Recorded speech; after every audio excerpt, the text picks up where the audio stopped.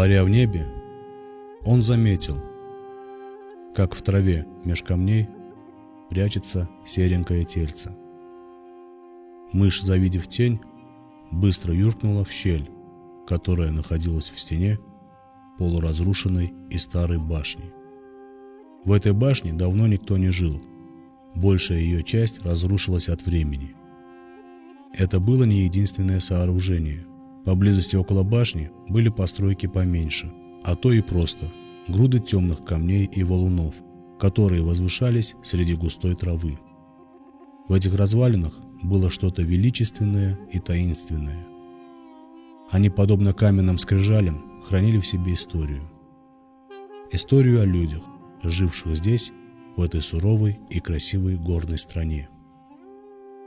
Тень медленно плыла на запад. Там, в ущелье, на верхушке дуба, двое голодных птенцов в гнезде ждали ее, и когти сильнее сжимали свою добычу. Из тьмы веков. Идрис Базоркин.